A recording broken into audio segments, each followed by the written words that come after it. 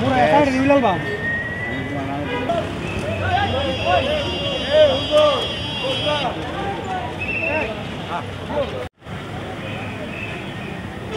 আলাইকুম, আমি সাদেক খান, north south ইউনিভার্সিটির গ্র্যাজুয়েট কমপ্লিট।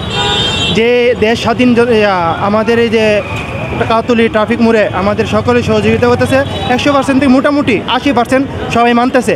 যারা এই শহরের লাইসেন্স ছাড়া আমরা গাড়ি ঢুকতে দিতেছি না। দেশ আজকে 16 বছর পরে দেশ এখন ছাত্ররা আন্দোলন করে বিজয় হয়েছে।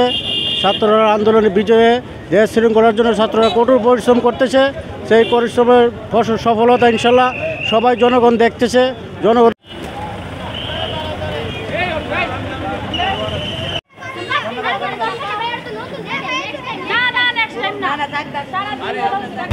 আমরা তো যার দায়িত্ব যথাযথ পালন করতেছি আলহামদুলিল্লাহ। আর এরা যারা কাজ করতেছে আমাদের সাথে আলহামদুলিল্লাহ, এরা তো যথেষ্ট সম্ভাবনাময়। আমার কাছে খুব ভালো লাগতেছে, আমি যথেষ্ট আবেগভূত। এরা নিঃস্বার্থভাবে এত সুন্দর একটা সার্ভিস দিতে যাচ্ছে, জনসেবা দিয়ে যাচ্ছে। আমি সত্যি জাতি এদের কাছে কৃতজ্ঞ থাকার কথা আমি মনে করি।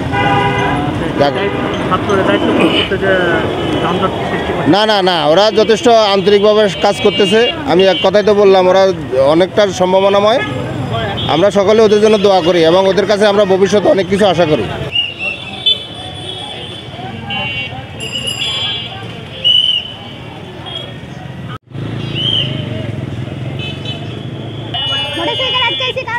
ট্রাফিক আইন মেনে চলতেছে না। ওরা হেলমেট নিয়ে আসে না, হেলমেট নিয়ে আসে না। ওদেরকে বলছে অনেকেরই বলতাছি, বারবার যাইতেছি, কিন্তু ওরা হেলমেট পরে আসতেছে না। তার কারণে আমরা না না না না ওরা হেলমেট পরে না, তার কারণে আটকানো।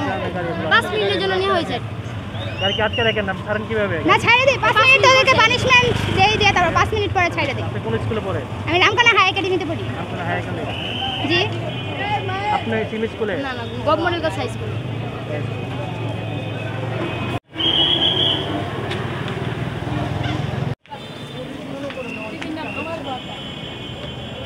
সাধারণ মানুষ অনেক হেল্পফুল। সাধারণ মানুষও হেল্পফুল, যারা যানবাহন চালনা করছে তারাও অনেক হেল্পফুল।